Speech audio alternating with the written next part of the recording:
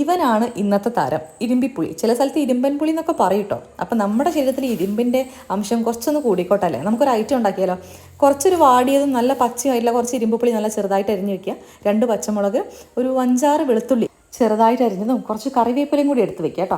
അപ്പം നമുക്ക് ചീനച്ചട്ടി നന്നായിട്ട് ചൂടായിട്ടുണ്ട്. അതിലേക്ക് അല്പം വെളിച്ചെണ്ണ ഒഴിച്ചിട്ടുണ്ട്. എന്നിട്ട് അതിലേക്ക് ഒരു 1/2 ടീസ്പൂൺ കടുക് പൊട്ടിച്ച ശേഷം അതിലേക്ക് ഉലുവ ചേർത്ത് കൊടുക്കുക കേട്ടോ. അത് പ്രത്യേകം ശ്രദ്ധിക്കണേ, പ്രത്യേക ഒരു ടേസ്റ്റ് ആയിരിക്കും. അപ്പോൾ അതിലേക്ക് വെളുത്തുള്ളിയും പച്ചമുളകും കറിവേപ്പിലയും കൂടി ചേർത്ത് കൊടുക്കുക. തീ ഒന്ന് സിമ്മിലാക്കി വെക്കണേ. അപ്പോൾ നമുക്ക് പൊടി ചേർക്കാം. മുളക് പൊടി ഒരു 2.5 ടീസ്പൂൺ ആയിക്കോട്ടെ. അതിലേക്ക് നമ്മുടെ പിക്കിൾ പൗഡർ, നമ്മുടെ അജ്മീൻ്റെ പിക്കിൾ പൗഡർ എടുത്തിരിക്കുന്നത് കേട്ടോ. അതാകുമ്പോൾ അടിപൊളി അച്ചാറിൻ്റെ സ്മെല്ലാണ്. അപ്പോൾ അത് ചേർത്തിട്ടുണ്ട്. അതിലേക്ക് കുറച്ച് ഉപ്പും കൂടി ചേർത്ത് കൊടുക്കണേ. എന്നിട്ട് അതിലേക്ക് ഇരുമ്പുപുളി ചേർത്ത് കൊടുക്കുക. അല്പം വെള്ളം ഒഴിച്ച് നന്നായിട്ടൊന്ന് വേവിക്കുക. ഇരുമ്പുപുളി വാടാൻ വലിയ സമയത്തിൻ്റെ ആവശ്യമൊന്നുമില്ല.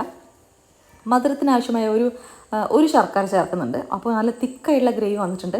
ഇതാണ് നമ്മുടെ അടിപൊളിയായിട്ടുള്ള ഇരുമ്പുപുളി അച്ചാറിനോ തൊട്ടുകൂട്ടാനോ എന്ത് വേണമെങ്കിലും വിളിക്കാം. അടിപൊളി, ഒന്ന് ട്രൈ ചെയ്ത് നോക്കണേ.